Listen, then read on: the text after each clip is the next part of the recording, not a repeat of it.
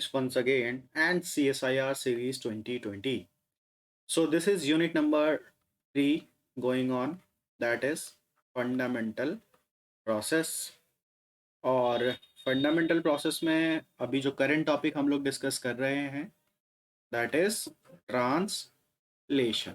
Okay, translation के ऊपर already 2 lectures आ चुके हैं, है ना.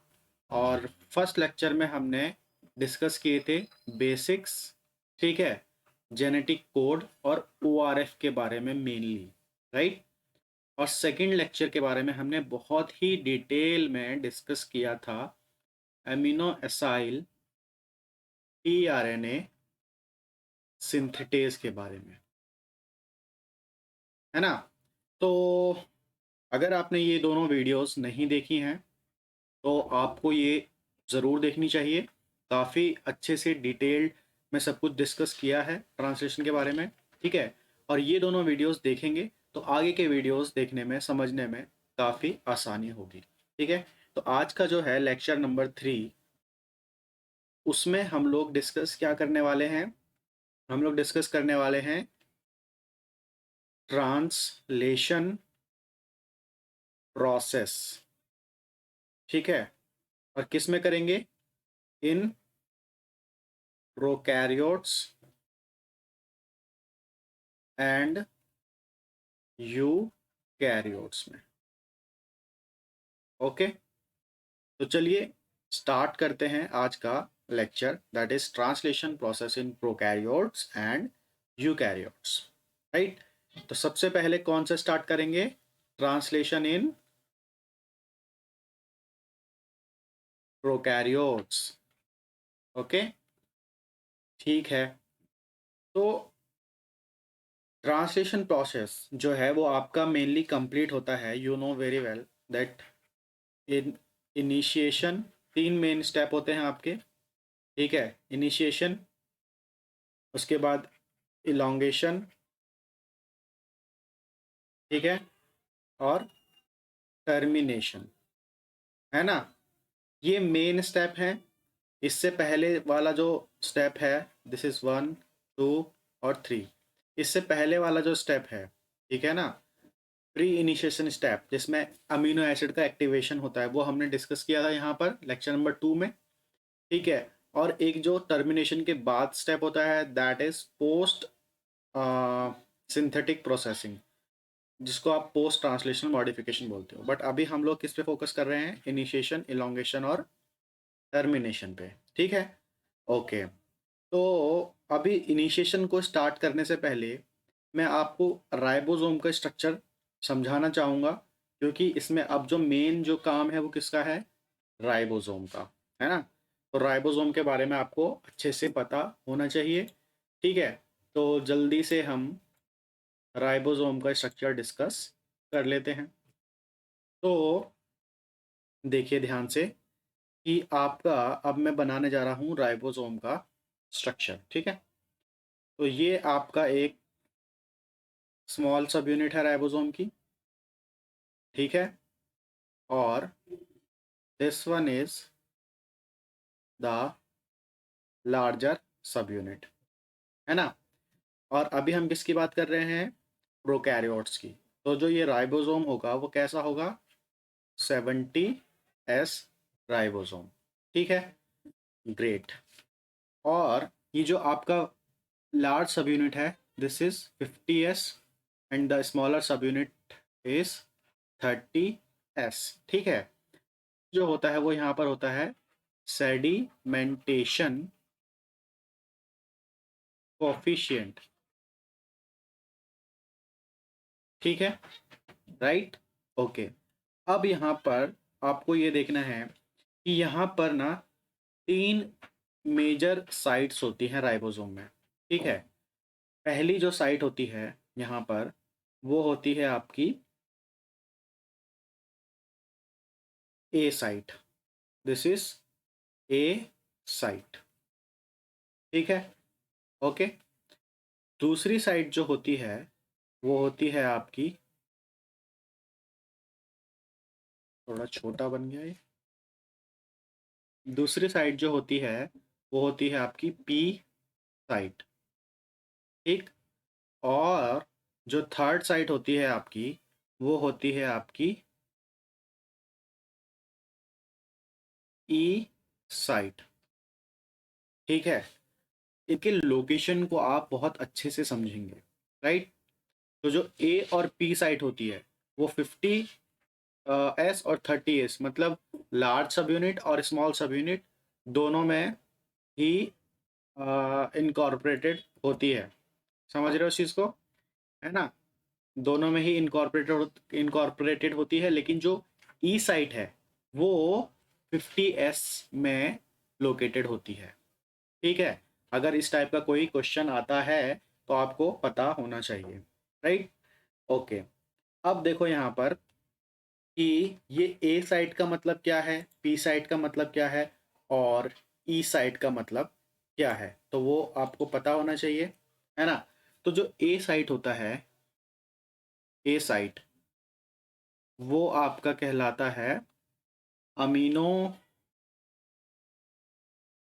Amino acylated tRNA site. मतलब यहाँ पर अमीनो एसाइलेटेड टीआरएनए आकर बाइंड होता है, ठीक है। इसीलिए इसको ए साइट बोला जाता है। Okay, got it. अब पी साइट क्या होता है? पी साइट होता है आपका पी साइट होता है आपका पेप्टाइडिल टीआरएनए, पेप्टाइडिल टीआरएनए, ठीक है। यहाँ पर जो टीआरएनए होता है, उस टीआरएनए के ऊपर पेप्टाइड्स होते हैं, ठीक है। वो अभी मैं आपको बताऊंगा, ठीक है। मतलब इस पे बोल सकते हो कि polymer of amino acids attached होते हैं। तो जब कुछ अमीनो एसिड एक साथ अटैच्ड होते हैं, अमीनो एसिड के रेसिड्यूज, तो उनको पेप्टाइड बोला जाता है, ठीक है। तो यहाँ पर जो टीआरएनए होता है उस पर पेप्टाइड ग्रुप होता है, इसलिए उसको पेप्टाइडल टीआरएनए बोला जाता है, ठीक है। उसके बाद जो आपका ये ई साइट है, ये ई साइट, इसको आप बोलते हो क्या? एग्जिट साइट, ठीक है ना। तो ये चीज़ आपको पता हो चल गई। इसके बाद अब यहाँ पर ध्यान से देखिए, आपको यहाँ पर मैं आपको एक चीज़ बनाकर दिखा रहा हूँ। यहाँ पी साइट और ए साइट के जस्ट मिडल में, यहाँ पर ये जो है, ये है आपका, दिस वन इज 23 एस है ना। आपको पता है कि राइबोसोम दो चीज़ों से मिलकर बना होता है, एक तो आरआरएनए और प्रोटीन्स। आरआरएनए का मतलब राइबोसोमल आरएनए, जो कि राइबोसोम में होते हैं, है ना, और कुछ राइबोसोमल प्रोटीन्स, ठीक है। तो जो 23 एस आरआरएनए होता है, ये किसका पार्ट होता है? पार्ट ऑफ 50 एस सब यूनिट, दैट इज लार्जर सब यूनिट, ठीक है। और इसका जो फंक्शन है वो आपको याद रखना है। 23 एस आरआरएनए जो होता है, वो होता है आपका, उसके पास जो फंक्शन होता है वो होता है पेप्टाइडिल ट्रांसफरेज। इसके पास ये एक्टिविटी होती है, पेप्टाइडल ट्रांसफरेज की एक्टिविटी होती है, ठीक है। मतलब कि पेप्टाइड ग्रुप को ट्रांसफर करवाता है from one tRNA to another tRNA, जो कि अभी हम आगे डिस्कस करेंगे, राइट। ओके, इसके बाद आपका यहाँ पर एक और फैक्टर होता है, ठीक है। अब ये फैक्टर क्या है? तो ये जो फैक्टर होता है, ये होता है आपका इलोंगेशन फैक्टर जी साइट। सॉरी, ये फैक्टर नहीं होता, ये साइट होती है। कौन सी साइट? इलोंगेशन फैक्टर जी साइट। मतलब यहाँ पर जो इलोंगेशन फैक्टर जी आकर बाइंड होता है और इलोंगेशन में हेल्प करता है, ठीक है। ओके, उसके बाद अ, यहाँ पर आपका होता है एक और साइट, और ये साइट किसका होता है? इलोंगेशन फैक्टर TU साइट, मतलब यहाँ पर आपका इलोंगेशन फैक्टर TU आकर बाइंड होता है। ठीक है ना, समझ रहे हो, राइट। अब देखो ध्यान से, ये जो आपका 30S राइबोसोमल सब यूनिट है, दैट इज द स्मॉलर सब unit of ribosome.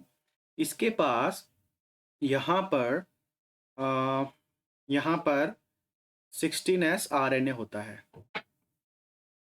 16S rRNA होता है। ये बात आप याद रखना, इसकी ज़रूरत अभी हमें पड़ेगी आगे जब हम ट्रांसलेशन इनिशिएशन ट्रांसलेशन प्रोसेस पढ़ेंगे, ठीक है। तो 16S rRNA is the part of smaller सब यूनिट, दैट इज 30S सब यूनिट, राइट। तो ये आपको राइबोसोम का जो कॉम्पोजिशन है ये अच्छे से समझ में आ गया होगा, है ना। तो अब हम स्टार्ट कर सकते हैं अपना ट्रांसलेशन इनिशिएशन प्रोसेस, क्योंकि सबसे पहले क्या डिस्कस करना है, इनिशिएशन, ठीक है।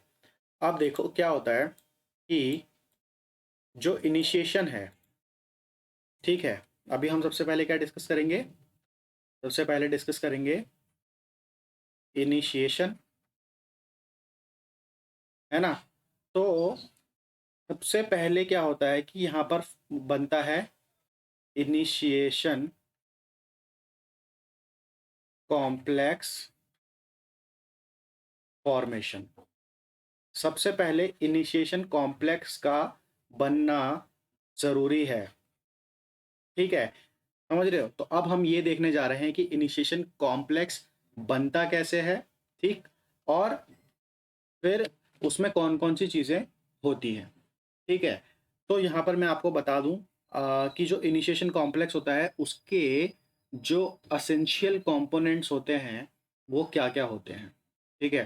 तो देखिए, जो पहला होता है वो होता है आपका, एक तो 30S राइबोसोमल सब यूनिट, ठीक है। उसके बाद आपका mRNA, ठीक, जो कि आपका पॉलीपेप्टाइड को एनकोड करता है। उसके बाद आपका होता है फॉर्माइल मिथ्योनिन tRNA, है ना, फॉर्माइल मिथ्योनिन tRNA, ठीक, क्योंकि ये कैसा tRNA है, इनिशिएटर tRNA, जो कि इन स्टार्टिंग कोडोन को इनकोड करता है, ठीक है, पहचानता है EUG को, और फॉर्माइल मिथ्योनिन को ऐड करता है, ठीक। उसके बाद आपको क्या चाहिए यहाँ पर इनिशिएशन कॉम्प्लेक्स के लिए, तो आपको चाहिए सेट ऑफ 3 प्रोटीन्स, ठीक है, जिसको आप बोलते हो इनिशिएशन फैक्टर्स, ठीक। और वो कौन कौन से हैं, तो वो हैं आपके IF1, IF2 और IF3, ठीक है। उसके बाद जो नेक्स्ट जो आपको कंपोनेंट चाहिए वो चाहिए GTP, ठीक, एज एन एनर्जी मॉलिक्यूल, ठीक है। उसके बाद आपको चाहिए 50S राइबोसोमल सब यूनिट, राइट, और आपको चाहिए मैग्नीशियम आयन, ठीक है। तो ये सारी चीज़ें चाहिए आपको क्या बनने के लिए, इनिशिएशन कॉम्प्लेक्स फॉर्म होने के लिए, ठीक है। तो अब हम देख लेते हैं कि इनिशिएशन कॉम्प्लेक्स की फॉर्मेशन कैसे होती है, ठीक है, और वो देखेंगे हम लेनेंजर की हेल्प से, ओके। तो चलिए यहाँ से हम समझते हैं, ठीक है। तो क्या होता है कि अब आपका सबसे पहले यहाँ पर देखिए ध्यान से कि आपका जो राइबोसोम होता है ना, राइबोसोम सबसे पहले आपका इनएक्टिव फॉर्म में होता है, कैसे, वो आपका जो लार्जर सब यूनिट है 50S सब यूनिट, और जो स्मॉलर सब यूनिट है दैट इज 30S सब यूनिट, ठीक है, ये अभी इनएक्टिव है, ठीक है। इनएक्टिव ये कब होता है, जब दोनों सब यूनिट्स एक दूसरे के साथ अटैच्ड होते हैं, ठीक। तो क्या होता है, सबसे पहले आपका आता है, कौन कौन से फैक्टर आपके आते हैं, IF1, and IF2 and they are initiation factors। ठीक है, तो अब यहाँ पर देखो आपके IF1 और IF3 सॉरी IF1 और IF3 आते हैं आपके, नॉट IF2। ओके, अब देखो यहाँ पर आपका IF3 और IF1 आ चुके हैं, राइट। आपका IF1 जो होता है वो आकर बाइंड होता है आपके ए साइड पे, ठीक है। ए साइड पे बाइंड हो गया यहाँ पर, है ना, देखिए, ठीक। और आपका IF3 जो होता है वो आपके बाइंड होता है 30th सब यूनिट में ही, लेकिन आप इधर क्या कहते हैं, बिल्कुल कॉर्नर में, जहाँ पे आप बोल सकते हो कि ई साइड के आसपास, जहाँ पे अभी ई साइड फॉर्म होगी आपकी, जब 50th राइबोसोमल सब यूनिट आकर बाइंड होगा, ठीक है। चलिए, तो उसके बाद अब यहाँ पर देखिए क्या होता है कि IF1 आकर बाइंड हो गया, IF3 आकर बाइंड हो गया, ठीक है।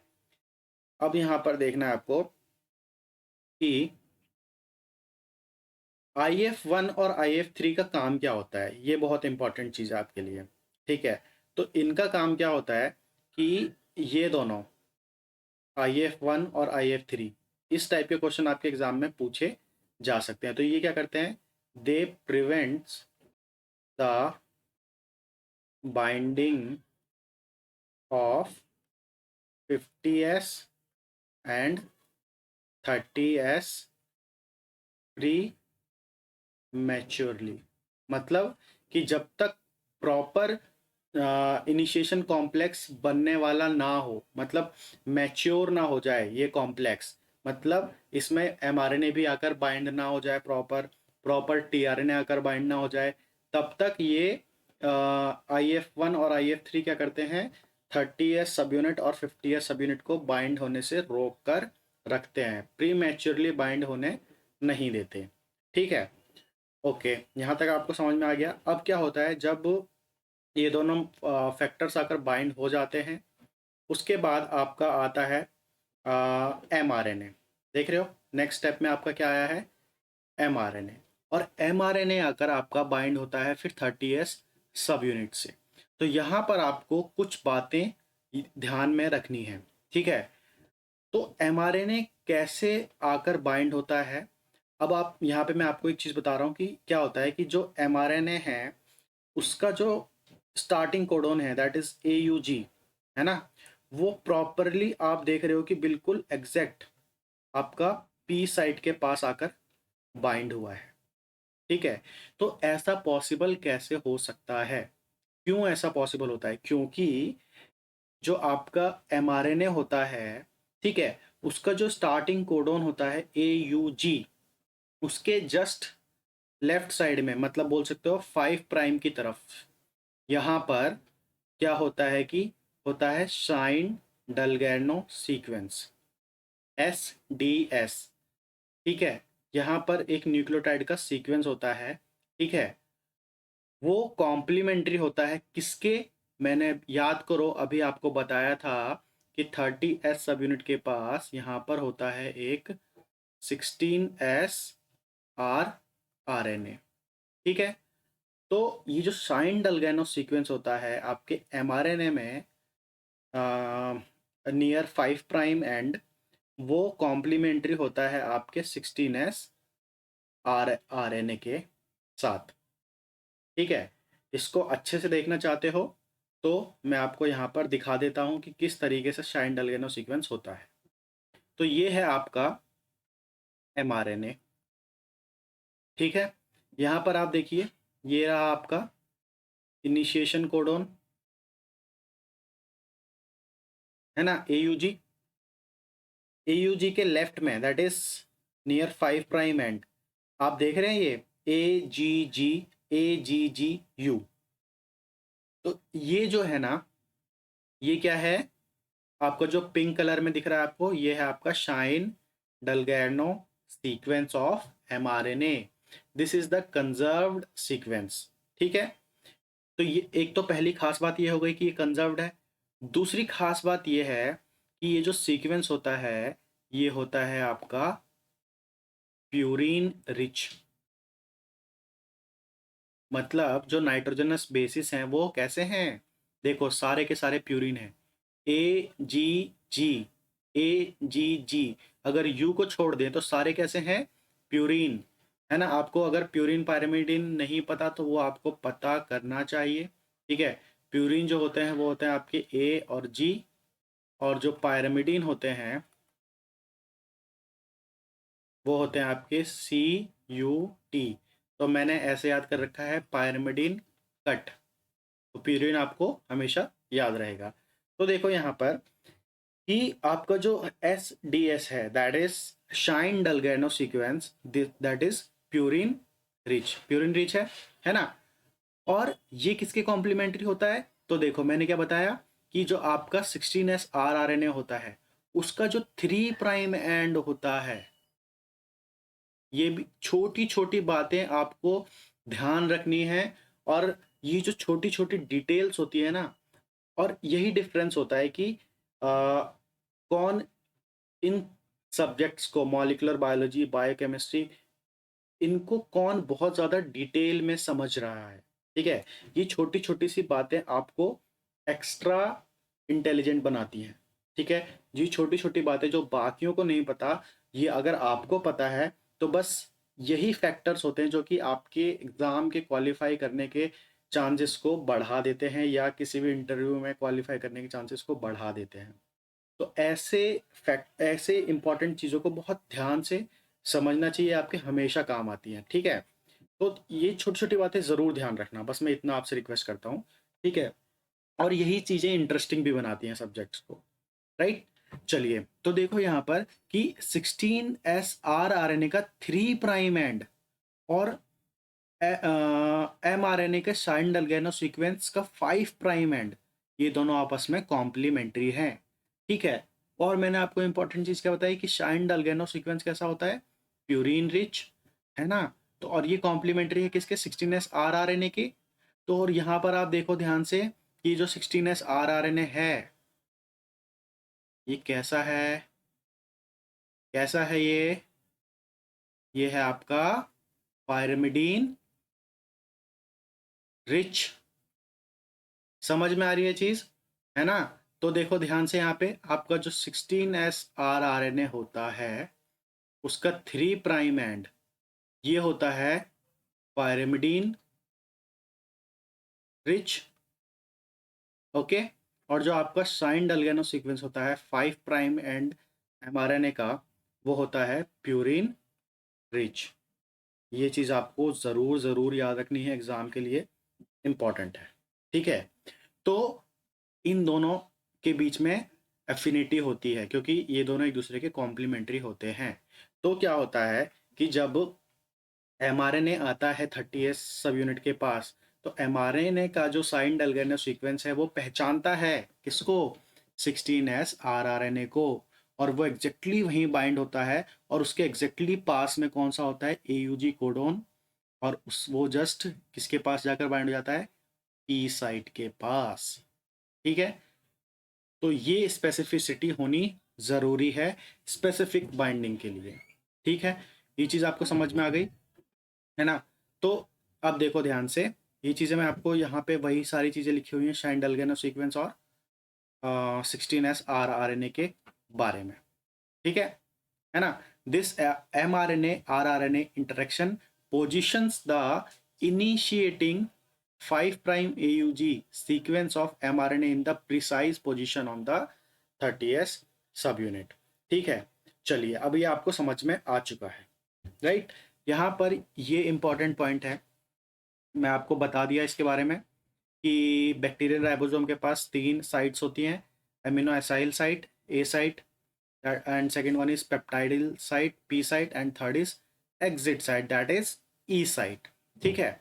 उसके बाद मैंने आपको बता दिया था both the 30S and 50S subunit contribute to the characteristics of A site and P site। मतलब A site और P site जो होते हैं वो दोनों में इनकॉर्पोरेटेड होते हैं, मतलब 50 में भी और 30S सबयूनिट में भी। लेकिन जो ई साइट है it is largely confined to the 50S सब यूनिट। यहाँ पे देख पा रहे होंगे आप, ये देखो ये है ई साइट और ये 50S सब यूनिट में ही इनकॉर्पोरेटेड है, मतलब लोकेटेड है। ठीक है, तो ये छोटी छोटी डिटेल्स आपको बहुत अच्छे से ध्यान में रखनी है। समझ गए? अब देखो यहाँ पर, अब इसके बाद हम चलते हैं थोड़ा आगे। यहाँ तक आपको समझ में आ गया है ना? तो अब देखो क्या होता है नेक्स्ट स्टेप में, कौन आता है भाई? नेक्स्ट स्टेप में आता है आपका IF2 इनिशिएशन फैक्टर, मतलब इनिशिएशन फैक्टर 2 विद GTP। ठीक है, तो यहाँ पर आपको याद रखना है कि इनिशिएशन फैक्टर 2 GTP के साथ आता है। किसको लेकर लेकर आता है? टीआरएनए को। कौन से टीआरएनए को? Formyl methionine tRNA. मतलब ये वो टीआरएनए है जो कौन से अमीनो एसिड को लेकर आ रहा है? Formyl methionine. देख रहे हो यहाँ पे एफ मेट, फॉर्माइल मिथ्योनिन को लेकर आ रहा है। क्यों? क्योंकि यहाँ पर किसके साथ बाइंड होना है इसको? AUG के साथ, that is the initiation codon. तो बस इनिशिएशन फैक्टर 2 GTP, और यहाँ पर जो टीआरएनए आता है उसकी बाइंडिंग के लिए GTP की जरूरत पड़ती है, एनर्जी की जरूरत पड़ती है। तो second step of initiation complex formation में याद रखना कि इनिशिएशन फैक्टर 2 आता है GTP के साथ, किसको लेकर? Formyl methionine tRNA attached with the formyl methionine, और वो आकर आपका एग्जैक्टली बाइंड होता है कहाँ पर? पी साइट पे, और जहां पर आपका इनिशिएशन कोडॉन प्रेजेंट है दैट इज AUG। तो अब यहाँ पर देखो आपका 30 सब यूनिट, ठीक है, mRNA बाइंड है, और आपका ये फॉर्माइल मिथ्योनिन टीआरएनए बाइंड है। ठीक है, समझ में आ रहा है? तीन चीजें बाइंड हो चुकी हैं यहाँ पर। ठीक है, ओके। अब जो नेक्स्ट चीज आपको याद रखनी है वो ये रखनी है, काफी इंपॉर्टेंट है ये चीज आपके लिए, कि जो फॉर्माइल मिथ्योनिन टीआरएनए है ये ऐसा इकलौता टीआरएनए है, this is the only tRNA, which one? Formyl methionine tRNA, that is initiator tRNA, you can say. This is the only tRNA which binds to the P site। ठीक है, सिर्फ यही tRNA bind करता है P site पे। ठीक है, और कोई भी tRNA डायरेक्टली आकर P साइट पे बाइंड नहीं करता। तो अगर आपके एग्जाम में ऐसा कोई क्वेश्चन आता है कि which one of the following tRNA directly binds to the P site, तो वहां पर आपको याद रखना है क्या? कि formyl methionine tRNA directly binds to the P site. देख रहे हो यहाँ पर the initiating AUG is positioned at the P site, the only site to which formyl methionine, ये वाला point, the only site to which formyl methionine tRNA can bind. The formyl methionine tRNA is the only amino acyl tRNA that binds first to the P site। समझ रहे हो इस चीज को? मतलब directly P site पे कोई भी tRNA बाइंड नहीं होता, किसके अलावा? इस फॉर्माइल मिथ्योनिन tRNA के। तो जितने भी tRNA अब इसके बाद आएंगे वो पहले बाइंड होंगे A साइट पे, और फिर ट्रांसलोकेट होंगे P साइट पे। पहले मतलब A साइट पे बैठे और फिर खिसक के चले गए P साइट पे। ठीक है, तो डायरेक्टली P साइट पे कोई भी टीआरएनए नहीं जाता एक्सेप्ट फॉर्माइल मिथ्योनिन टीआरएनए। तो ये पॉइंट आपको भूलना नहीं है। ठीक है, ओके। चलिए, तो अब देखो यहाँ पर कि आपका ये जो इसमें आपका तीन कंपोनेंट्स बाइंड हो चुके हैं, मेन कंपोनेंट्स, 30 सब यूनिट, mRNA और फॉर्माइल मिथ्योनिन टीआरएनए। तो इसको आप टर्नरी कॉम्प्लेक्स भी बोल सकते हो, है ना? अब यहाँ पर देखो कि ये, अब यहाँ पर सब कुछ बाइंड हो चुका है, तो अब क्या होता है कि यहाँ पर GTP का हाइड्रोलिसिस हो जाता है ना, और GDP निकल जाता है, और उसी के साथ साथ क्या होता है, आपके इनिशिएशन फैक्टर 1, 2 और 3 भी निकल जाते हैं। क्यों? क्योंकि now it has become mature complex, ये मैच्योर हो गया है ना, मैच्योर हो गया है, और now it can accept its partner, which one? The larger partner, larger subunit, that is 50s subunit। तो अब 50s subunit आकर इस पे बाइंड हो जाता है, और आपका बन जाता है क्या? Initiation complex. क्या ये चीज़ आपको अच्छे से समझ में आ गई? आई होप कि ये चीज़ आपको अच्छे से समझ में आ गई होगी, है ना?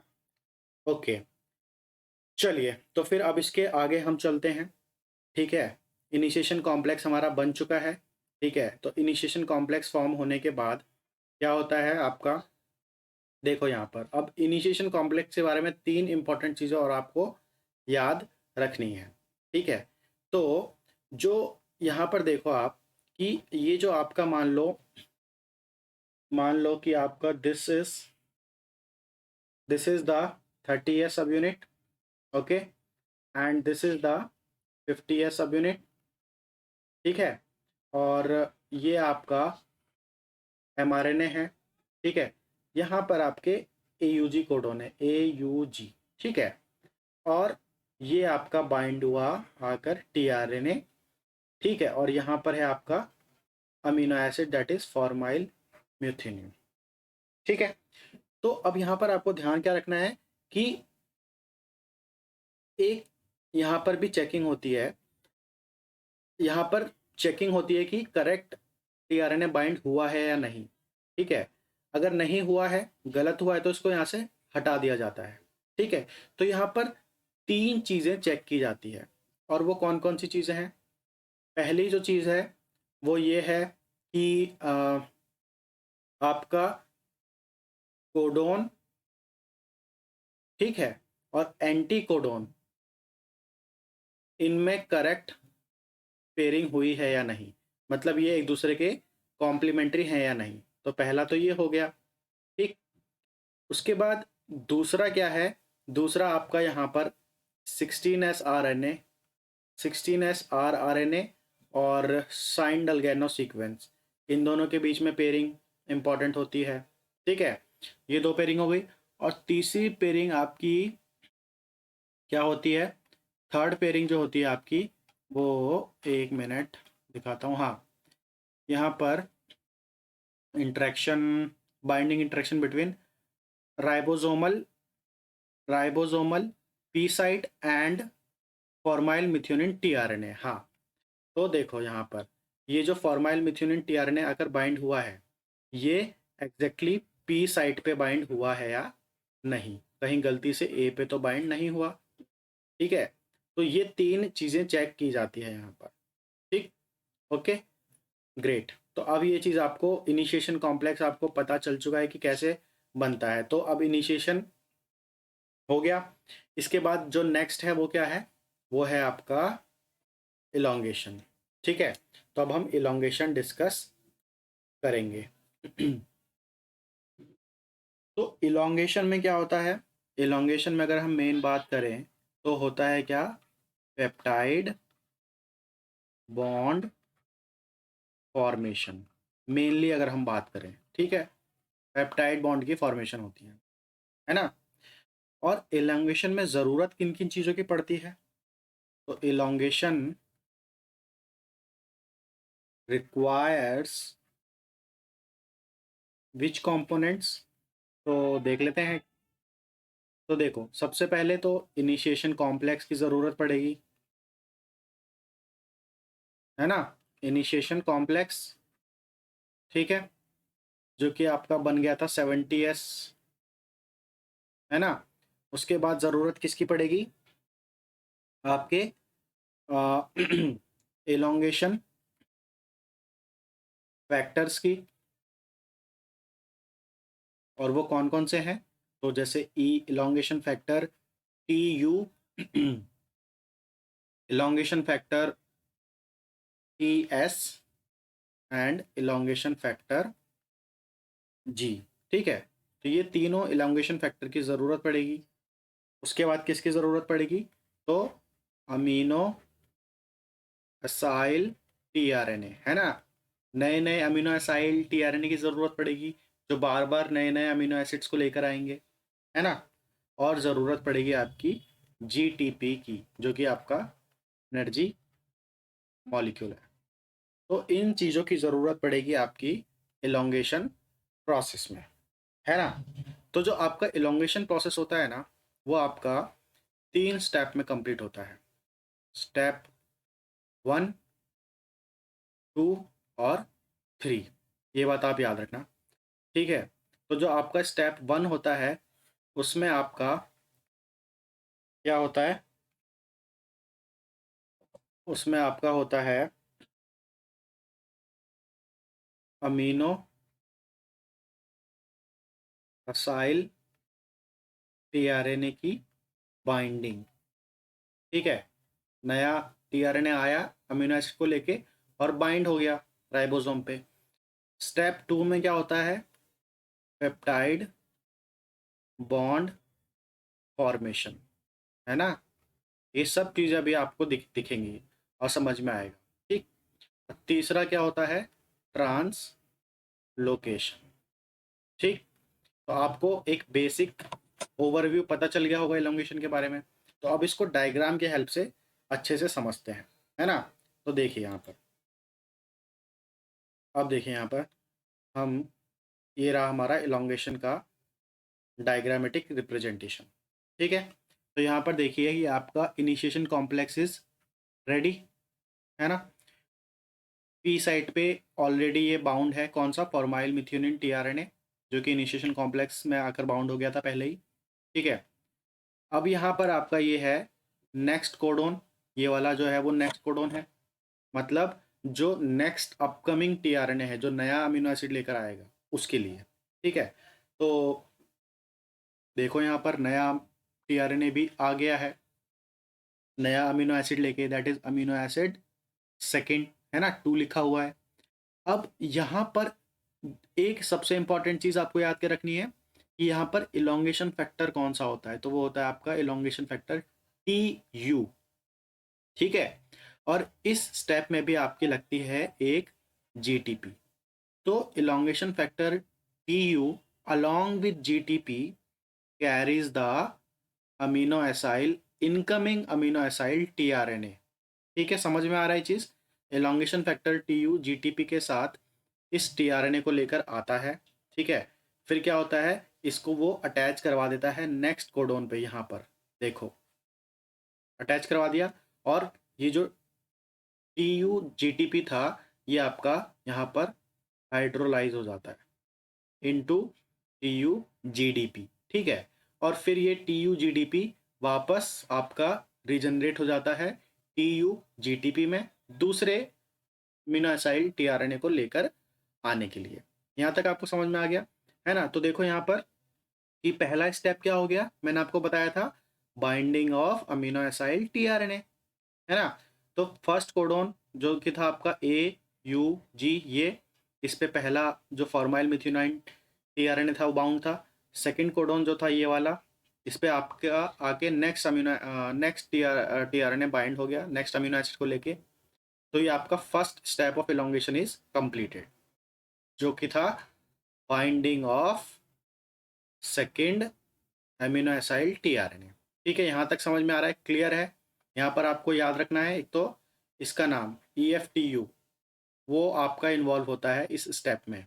ठीक है, अमीनो एसाइल को बाइंड करवाने में, और यहाँ पर भी एक जीटीपी खर्च होती है, ये चीज़ आपको याद रखनी है। ठीक, अब जो नेक्स्ट स्टेप है, second step, that is peptide bond formation.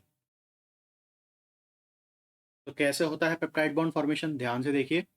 देखो यहाँ पर दोनों टीआरएनए कैसे बाइंड हुए आकर, ये आपको अभी तक की स्टोरी पता है ना। तो क्या होता है, अब जो पहला वाला जो टीआरएनए है उस पे जो अमीनो एसिड है वो ये रहा, फॉर्माइल मिथ्योनिन वाला, और जो सेकंड वाला जो टीआरएनए है उस पे सेकंड अमीनो एसिड यहाँ बाउंड है ना, ये बाउंड है। तो इसका थोड़ा स्ट्रक्चर देखिए आप यहाँ पे ध्यान से, जूम करके इन लोगों ने बहुत अच्छे से दिखाया हुआ है।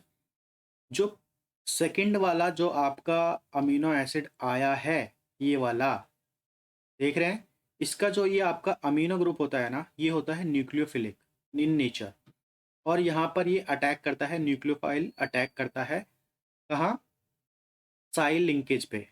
ये आपका असाइल लिंकेज था ना, याद है आपको, टीआरएनए के साथ जो बाइंडिंग हुई थी आपके अमीनो एसिड की, तो वो कौन से लिंकेज से थी, असाइल लिंकेज के थ्रू बाइंडिंग हुई थी।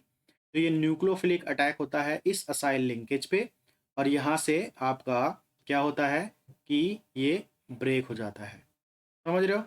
ब्रेक हो गया और फिर क्या होगा, ब्रेक हो गया, है ना? और फिर क्या होगा आपका, ये वाला आपका ट्रांसफ़र हो जाता है इसके ऊपर, अमीनो ग्रुप के ऊपर। समझ रहे हो? ठीक है? तो देखो यहाँ पर, ये देखो ट्रांसफ़र हो गया। तो ये वाला जो पोर्शन है वो अटैच हो जाता है इस अमीनो ग्रुप के साथ और यहाँ पर आपका पेप्टाइड बॉन्ड फॉर्मेशन हो जाता है। ठीक है? समझ में आ रहा है? पेप्टाइड बॉन्ड फॉर्मेशन देखो कैसे हो रहा है। ये पूरा का पूरा ये इस वाले टीआरएनए से शिफ्ट हो गया जो नेक्स्ट आपका टीआरएनए अमीनो एसिड लेके आया था उसके ऊपर। तो और इन दोनों के बीच में यहाँ पर पेप्टाइड बॉन्डिंग हो गई और इसको आप यहाँ पर देख सकते हैं। समझ रहे हो इस चीज़ को? ठीक है। तो अब ये जो टीआरएनए है जो अभी आया था सेकंड वाला, इसको बोलते हो आप डाई पेप्टाइडल टीआरएनए। क्यों? क्योंकि इसके ऊपर 2 पेप्टाइड हैं, है ना? समझ रहे हो? ठीक है। और यहाँ पर देखो ये जो पहले वाला जो टीआरएनए है इसका डी एसिटाइलेशन हो गया था, है ना? क्योंकि इस यहाँ पर जो एसाइल लिंकेज था वो ब्रेक हो गया था, तो इसको बोलोगे आप D acylated formyl methionine tRNA, है ना? यहाँ तक आपको समझ में आ गया? ओके। तो ये स्टेप था आपका पेप्टाइड बॉन्ड फॉर्मेशन का, जो कि अच्छे से कंप्लीट सक्सेसफुली कंप्लीट हो गया। आप अच्छे से समझ गए, है ना? उसके बाद हम जो नेक्स्ट स्टेप है एलोंगेशन का वो समझते हैं। तो नेक्स्ट स्टेप में देखिए आप, पेप्टाइड बॉन्ड बन चुका है इन दोनों के बीच में। तो नेक्स्ट स्टेप में क्या होता है कि the ribosome in the final step of elongation, that is translocation, the ribosome moves one codon towards the 3 prime end of mRNA। तो देखो यहाँ पर ये 3 प्राइम एंड है mRNA का और ये 5 प्राइम एंड है mRNA का। तो अब क्या होगा, राइबोसोम इस तरफ मूव करेगा, एक कोडोन मूव करेगा इस तरफ। समझ रहे हो इस चीज़ को, है ना? तो कैसे करेगा, तो देखो अब यहाँ पर क्या होता है कि इस स्टेप में आपका जो इलोंगेशन फैक्टर होता है वो होता है इलोंगेशन फैक्टर जी। और ट्रांसलोकेशन के लिए मतलब मूवमेंट के लिए आपकी यहाँ पर भी आपको एनर्जी की ज़रूरत पड़ती है और वो कौन दे रहा है, जीटीपी। ठीक है। तो ये भी आपको यहाँ पर याद रखना है कि जो ट्रांसलोकेशन करवाता है उसको वो कौन सा फैक्टर होता है, इलोंगेशन फैक्टर जी। ठीक है। और इस इलोंगेशन फैक्टर जी को ही आप ट्रांसलोकेस बोल सकते हो क्योंकि ये ट्रांसलोकेशन में हेल्प करवा रहा है, ट्रांसलोकेस एंजाइम। ठीक है। ओके। तो अब यहाँ पर देखो आप कि क्या हुआ कि अब ये देखो, ये नेक्स्ट वाला कोडोन था। ठीक है। तो अब ये एक कोडोन इस तरफ शिफ्ट होंगे। तो देखो कैसे होगा, ये शिफ्ट हुआ जब आगे की तरफ, राइबोसोम आगे की तरफ शिफ्ट हुआ।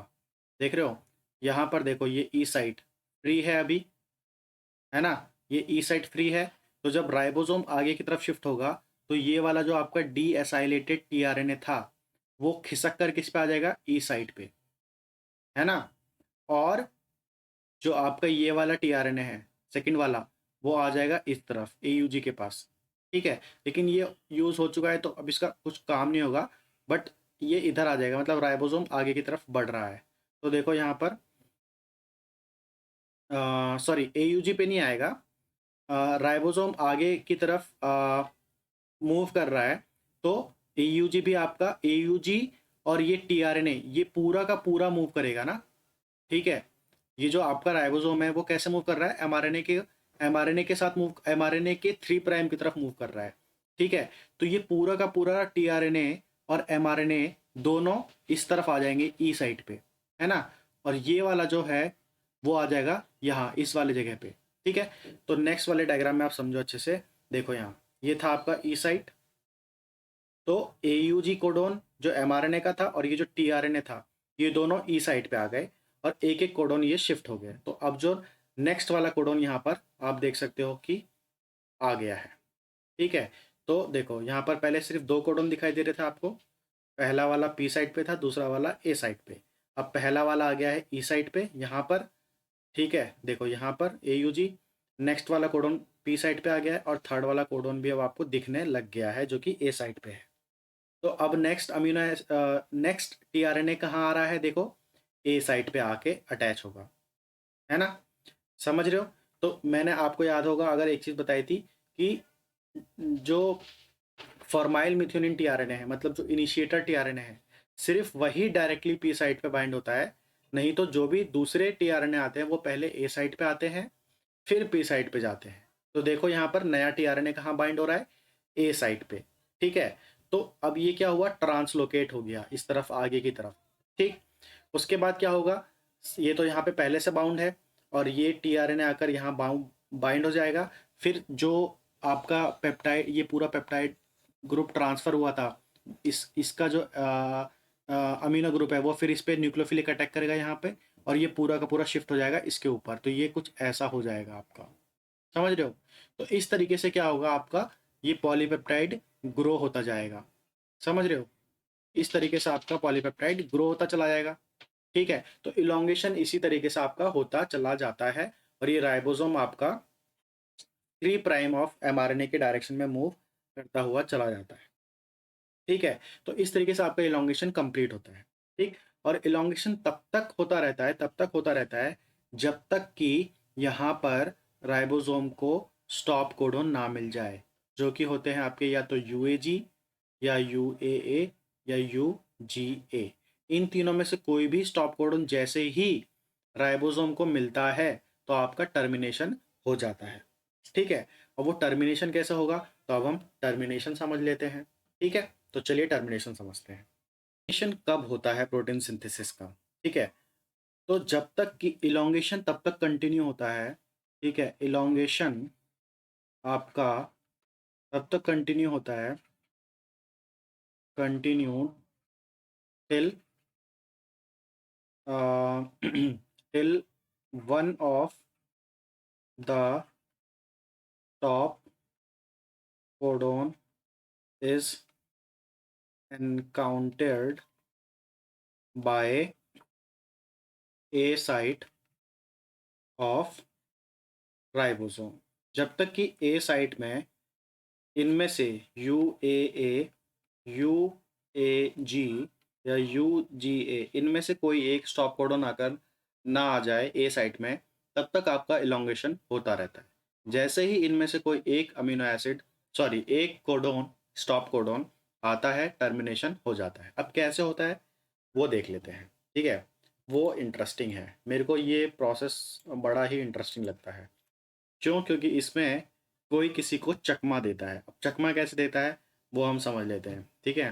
तो देखो यहाँ पर आ, ये है आपका स्मॉल सब यूनिट, ठीक है, एंड दिस इज लार्ज सब यूनिट, ठीक है। और यहाँ पर आपका ये है ए साइट, ए साइट, है ना। और ये है आपका, सॉरी, ये है आपकी पी साइट, ठीक है। और यहाँ पर आपका ये है ई साइट, ठीक है। आपने पूरा प्रोसेस समझ लिया है, तो हम बाकी की चीज़ों को यहाँ पे डिटेल में नहीं बनाएंगे, ठीक है ना। और ये है आपका एमआरएनए, ठीक है। और यहाँ पर आपका जो बाउंड है टीआरएनए, ठीक। और इस पे आपके बहुत सारे पॉलीपेप्टाइड बाउंड है ना, मतलब ये आपका ग्रोइंग पॉलीपेप्टाइड है, ठीक। समझ में यहाँ तक आ रहा है ना। अब देखो यहाँ पर ध्यान से कि जैसे ही ये पॉलीपेप्टाइड आपका ग्रो होता रहता है कंटिन्यूसली, तब तक जब तक कि यहाँ पे आपका स्टॉप कोडोन ना आ जाए, ठीक है। लाइक कोई सा भी तीनों में से कोई भी आ जाए, स्टॉप हो जाता है। तो मान लो यहाँ पर आ गया आपका यू ए जी, ठीक है। तो क्या होता है कि अब देखो जब स्टॉप कोडोन यहाँ पर आ गया, तो आपको पता है कि there is no tRNA available for stop codons, है ना? स्टॉप कोडॉन्स के लिए तो कोई टीआरएनए है ही नहीं, कोई टीआरएनए स्टॉप कोडॉन्स को रिकॉग्नाइज करते ही नहीं, है ना? तो क्या होगा, ये जगह रह जाएगी खाली। अब जैसे ही ये जगह खाली रहती है, तो वहां पर मौका मिल जाता है किसको? किसको मौका मिलता है? रिलीज फैक्टर्स को, आरएफ। ये होते हैं आपके, मान लो, एनिमी ऑफ टीआरएनए, ठीक है? तो जैसे ही इनको मौका मिलता है कि अब यहाँ पे टीआरएनए आकर बाइंड नहीं हुआ, ये बिल्कुल बहरूपीय होते हैं। किसकी तरह होते हैं? जस्ट लाइक टीआरएनए, है ना? They are very similar to the tRNA, ठीक है? तो ये यहाँ पर आके आपके रिलीज फैक्टर बाइंड हो जाते हैं, ठीक है? तो देखो यहाँ पर, ये आपके आकर यहाँ पर बाइंड हो गए। ऐसे ही होते हैं, ये टीआरएनए के जैसे ही होते हैं, ठीक है? और ये है आपका रिलीज फैक्टर, ठीक?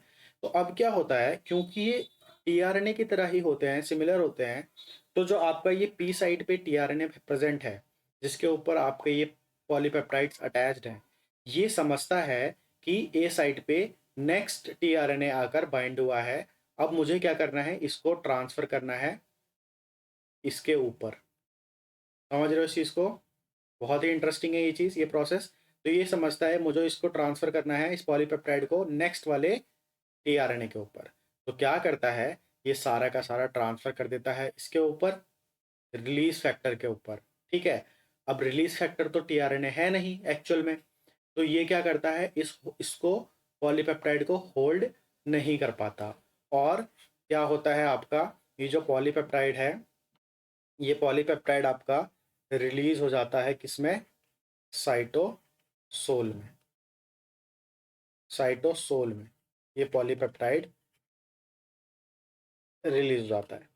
इस तरीके से आपका टर्मिनेशन कंप्लीट हो जाता है, ठीक है? अब यहाँ पे आपको एक चीज़ बता दूं कि जो रिलीज फैक्टर्स होते हैं, ठीक है ना, इनके बारे में जान लीजिए, क्योंकि ये आपके लिए इंपॉर्टेंट है एग्जाम के लिए, ठीक है?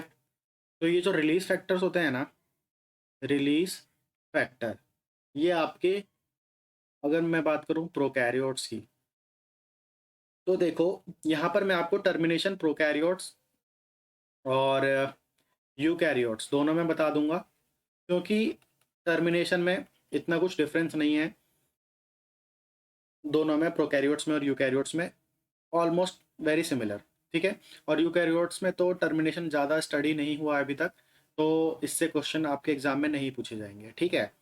तो देखो यहाँ पर जो रिलीज फैक्टर होता है ना, प्रोकैरियोट्स में आपके रिलीज फैक्टर होते हैं दो टाइप के, एक होता है RF1 और एक होता है RF2।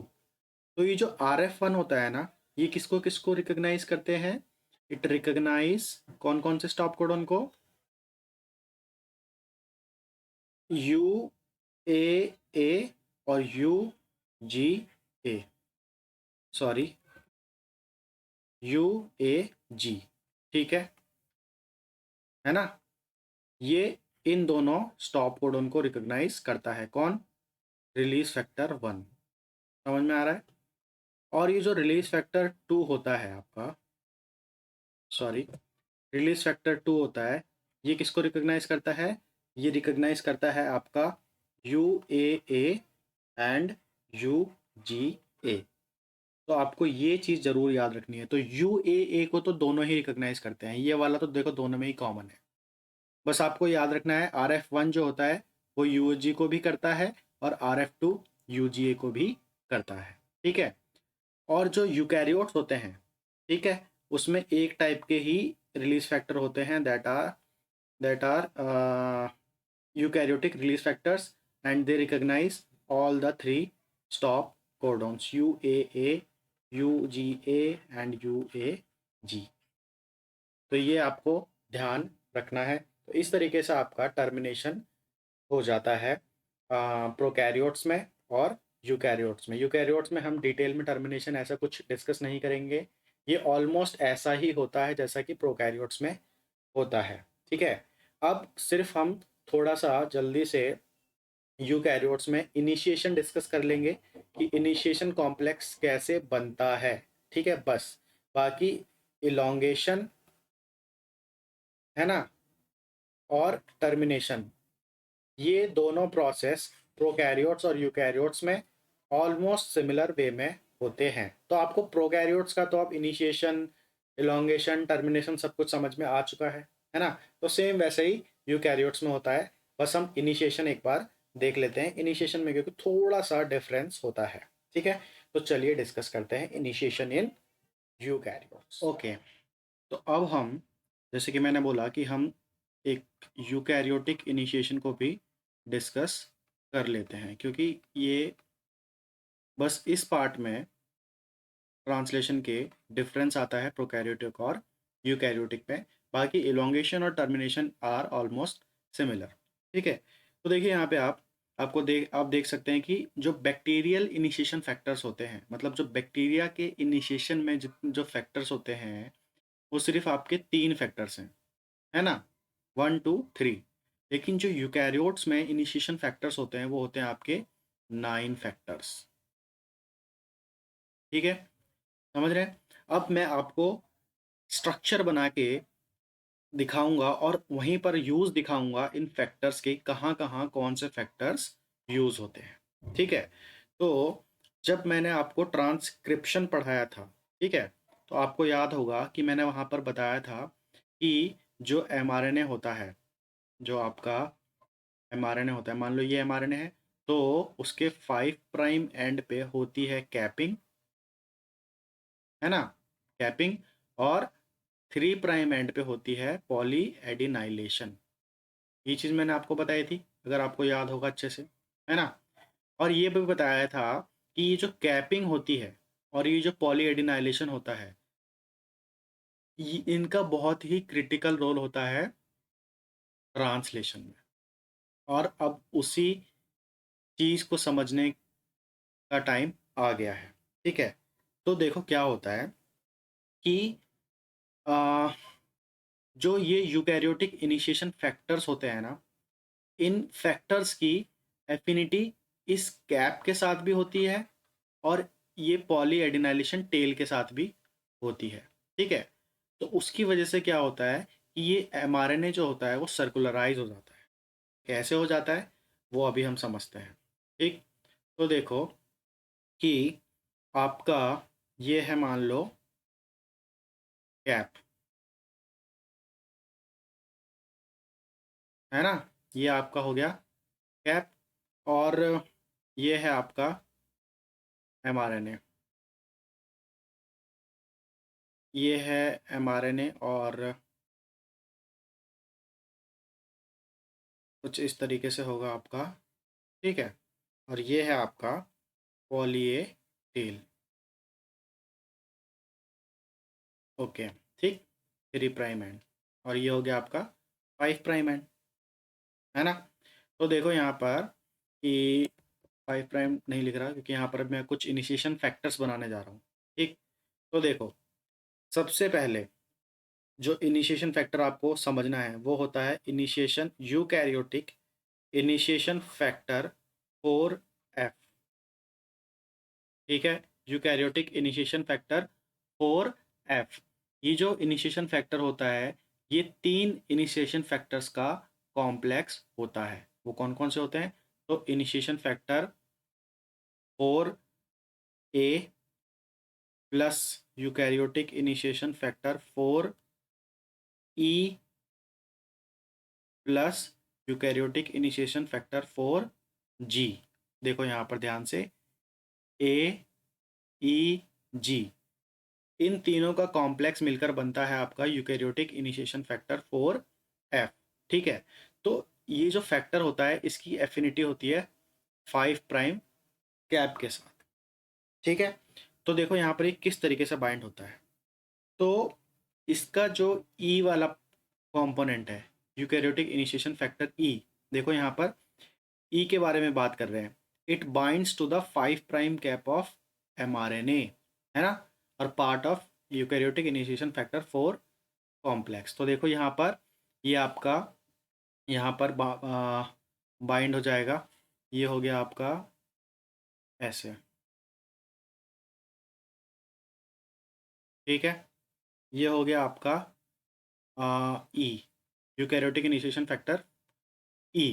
ठीक है, दूसरा कौन सा फैक्टर है इसका, वो है आपका ए, ये ए, राइट। तो ये आपका बाइंड हो जाएगा कहाँ पर, इधर। और ए का रोल क्या है, ध्यान से समझते जाइए।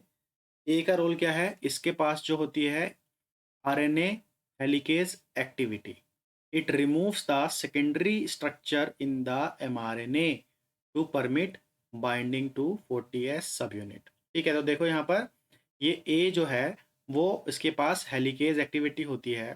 ठीक, तो हेलिकेज एक्टिविटी का रोल यहाँ पर क्या होता है वो अभी आपको पता चलेगा। ठीक है, मैं अभी बताऊंगा आपको। तो ये जो आपका एमआरएनए है उसका जो स्टार्टिंग कोडन है वो यहाँ पर है AUG, राइट, है ना। तो AUG जो है वो स्टार्टिंग कोडन है, तो मतलब यहाँ से आपका प्रोटीन सिंथेसिस शुरू होगा। तो इसके पहले का जो ये पूरा पोर्शन होता है ना, ये होता है आपका UTR रीजन, अनट्रांसलेटेड रीजन। ये आपको याद रखना है। ठीक है, तो कुछ अनट्रांसलेटेड रीजन आपके 5' की तरफ होते हैं और कुछ अनट्रांसलेटेड रीजन आपके 3' की तरफ होते हैं। तो ये आपके मान लो वही है UTR, दोनों ही तरफ आपके कुछ अनट्रांसलेटेड रीजन होते हैं। और यहाँ पर आपका अनट्रांसलेटेड रीजन में 5' की तरफ, क्योंकि ये आपका mRNA सिंगल स्टैंडर्ड होता है तो कुछ सेकेंडरी स्ट्रक्चर भी इस टाइप के फॉर्म हो जाते हैं।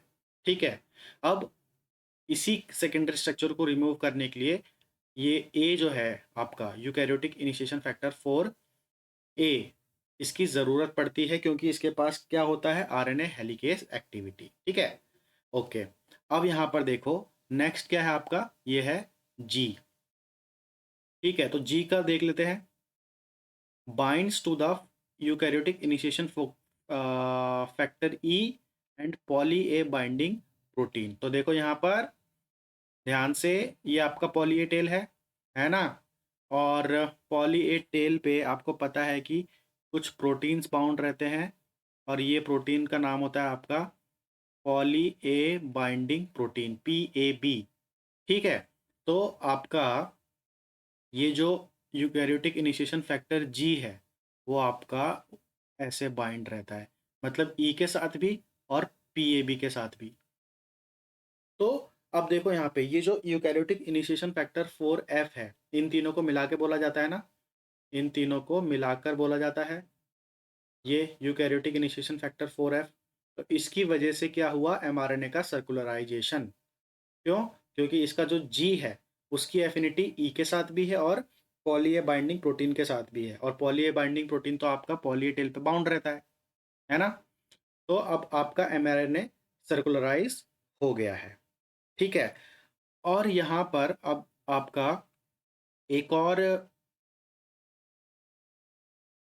और आपका यहाँ पर फैक्टर होता है, इनिशिएशन फैक्टर, जो होता है आपका यूकैरियोटिक इनिशिएशन फैक्टर बी। ठीक है, देखो यहाँ पर ये आपका बी है, यूकैरियोटिक इनिशिएशन फैक्टर बी। तो इसका काम क्या होता है, it is involve in the scanning. ठीक है, स्कैनिंग क्या होती है वो अभी मैं आपको बताऊंगा। ठीक है, तो इस तरीके से इन फैक्टर्स का रोल यहाँ पर आपको समझ में आ गया है ना। तो अब आपको इसके आगे लेकर चलते हैं, है ना। यहाँ पर देखिए ये है आपका सर्कुलराइज्ड mRNA जो कि वहाँ पर मैंने भी आपको बनाकर दिखाया था। ठीक है, अब दूसरी तरफ हम एक चीज़ और समझते हैं पैरेलल में। यहाँ पर आप देखिए ये है आपका यूकैरियोटिक राइबोसोम, ये 60S हो गया, है ना। और आपका ये जो हो गया नेक्स्ट जो स्मॉलर सब यूनिट है दैट इज 40S। ठीक है ना। तो यहाँ पर आपके जो बाकी के इनिशिएशन फैक्टर्स हैं कौन कौन से, तो यहाँ पर आपके 3 इनिशिएशन फैक्टर्स आते हैं। एक तो आता है आपका यूकैरियोटिक इनिशिएशन फैक्टर 1, शॉर्ट में लिख रहा हूँ मैं। ठीक है, दूसरा आता है आपका यूकैरियोटिक इनिशिएशन फैक्टर 2। ठीक है, और सॉरी यहाँ पर 2 नहीं आता, 3 आता है। ठीक है, और तीसरा जो होता है वो होता है आपका, वो होता है 6 यूकैरियोटिक इनिशिएशन फैक्टर। ठीक है, फैक्टर्स, है ना। अब देखो यहाँ पर क्या होता है कि जैसे ही ये फैक्टर्स आते हैं तो क्या होता है कि यहाँ से आपका ये 60s वाला जो सब यूनिट है वो रिलीज हो जाता है, राइट, है ना। और क्या होता है कि जो आपका 40s सब यूनिट है, 40s सब यूनिट, ठीक, इस पे ये तो हो गई आपकी पी साइट और ये ए साइट, ठीक है। This is P site and this is A site, right. तो अब देखो यहाँ पर कि ये जो आपका यूकैरियोटिक इनिशिएशन फैक्टर 1 है वो तो आपका बाउंड होता है यहाँ पे 1, ठीक है। और जो यूकैरियोटिक इनिशिएशन फैक्टर 3 है वो आपका बाउंड हो जाता है यहाँ पर 3, ठीक। और जो आपका यूकैरियोटिक इनिशिएशन फैक्टर 6 है वो आपका 60s के साथ बाइंड होके निकल जाता है, राइट, है ना। तो अब क्या होता है देखो यहाँ पर ध्यान से कि जो आपका ये यूकैरियोटिक इनिशिएशन फैक्टर ई है, यहाँ पर यूकैरियोटिक इनिशिएशन फैक्टर 4 ई, इसका अफिनिटी होता है, affinity for eukaryotic initiation factor 3 इसके साथ, समझ रहे हो, है ना। तो अभी मैं बताऊंगा क्या होता है। उससे पहले क्या होता है कि देखो, उससे पहले क्या होगा, नेक्स्ट स्टेप में, उससे पहले नेक्स्ट स्टेप में क्या होगा कि अब आपका यहाँ पर टीआरएनए आएगा, ठीक है। और ये लेकर आएगा किसको, मिथियोनिन को, ठीक है। और इसके साथ जो फैक्टर आता है वो कौन सा होता है, eukaryotic initiation factor 2 along with GTP, ठीक है, जीटीपी के साथ आता है। और ये बाइंड हो जाएगा आपका 30s, और सॉरी 40s सब यूनिट पे। ये आपका 40s सब यूनिट है, this is P site, this is A site, है ना। तो टीआरएनए सबसे पहले कहाँ बाइंड आता है, बाइंड होता है आपका पी साइट पे, ठीक है, यहाँ बाइंड हो गया। और इसके साथ आपका ये जो फैक्टर है 2 और जीटीपी ये भी बाइंड हो गया, ठीक है। अब क्या होगा कि अब यहाँ पर आप देखो कि आपका आ, ये यहाँ पे इनिशिएशन फैक्टर 3 बाइंड हो हुआ पड़ा है पहले से, है ना, हो रखा है। और जो 1 है वो यहाँ पे बाइंड है, ठीक। तो जैसे कि मैंने अभी आपको बताया था कि आपका जो ये ये जो यूकैरियोटिक इनिशिएशन फैक्टर ई होता है इसकी अफिनिटी किसके साथ होती है, थर्ड के साथ।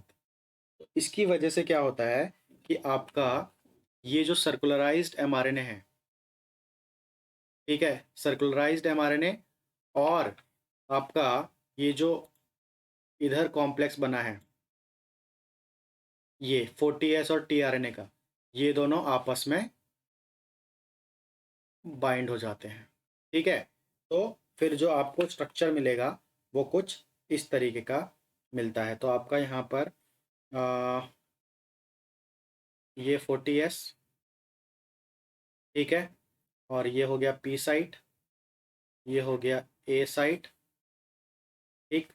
और यहाँ पर आपका टीआरएनए, ठीक है, ये मेथियोनिन है आपका, राइट। उसके बाद यहाँ पर आपका ये 2 और जीटीपी अटैच्ड है ना। और फिर यहाँ पर आपका ये एमआरएनए बाइंड हो जाता है। और वो कैसे होगा, तो वो कुछ इस तरीके से बाइंड होता है।